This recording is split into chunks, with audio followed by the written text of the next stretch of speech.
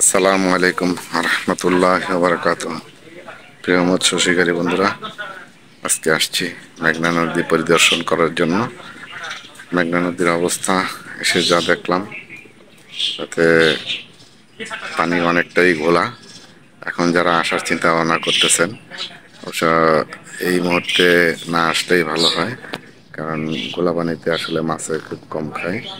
যার কারণে আমি সবাইকে একটু জানাই দেওয়ার চেষ্টা করতেছি, যাতে কেউ কেউ আপাতত মানে প্রিপারেশন না নেন আর কি। আর এখন দেখতে পাচ্ছেন যে স্যুপটা, সেই স্যুপটা হয়তো দু একদিনের মধ্যে বেরবো।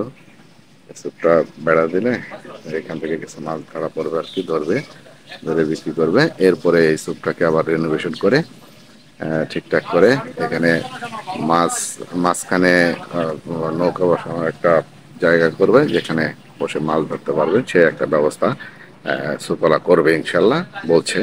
সুফলার সাথে আমার কথা হয়েছে। আর বিশেষ কথা, এখানে দেখেন এই এই এই স্যুপটাতে আমরা বসতাম, এই স্যুপটার এদিকে আমরা বসতাম। এখানের অবস্থাও খুব একটা যে ভালো তা না। এরা ওই ঝড়ের মধ্যে কিছু বাঁশ কেটে উঠে গেছিল, এগুলা মেরামত করতেছে। তো এই হলো আজকে এই মেঘনা নদীর পরিস্থিতি। এটা হচ্ছিল মেঘনা নদী পাওয়ার হাউসের পাশে, পাসানি পয়েন্ট বলে পরিচিত। এখন এই এই ছিল আজকের আপডেট। সবাই ভালো থাকবেন, সুস্থ থাকবেন। আর ঝড় বৃষ্টিতে আসলে সেইভাবে চিন্তা ভাবনা করে আসবেন।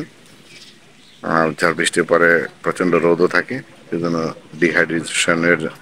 যাতে ডিহাইড্রেশন না হয় সেই ব্যবস্থা করে নিয়েই আসবেন ইনশাল্লাহ, যদি আসেন। তবে আশা করা যাচ্ছে 3-4 দিনের মধ্যে পানিটা পরিষ্কার হয়ে যাবে। তবে যারা আসার ইচ্ছুক তারা আসতে পারেন। এটা হচ্ছিল ওই ইউনিক পাওয়ার প্ল্যান্ট, আর এদিকে হচ্ছিল এটা ওরিয়ন পাওয়ার প্ল্যান্ট। এই ওরিয়ন পাওয়ার প্ল্যান্টের সামনে থেকে আমি ভিডিওটা করছি আর কি। তো সবাই ভালো থাকবেন, সুস্থ থাকবেন। আবারও সবাইকে সালাম জানিয়ে বিদায় নিচ্ছি। আসসালামু আলাইকুম ওয়া রাহমাতুল্লাহি ওয়া বারাকাতুহু।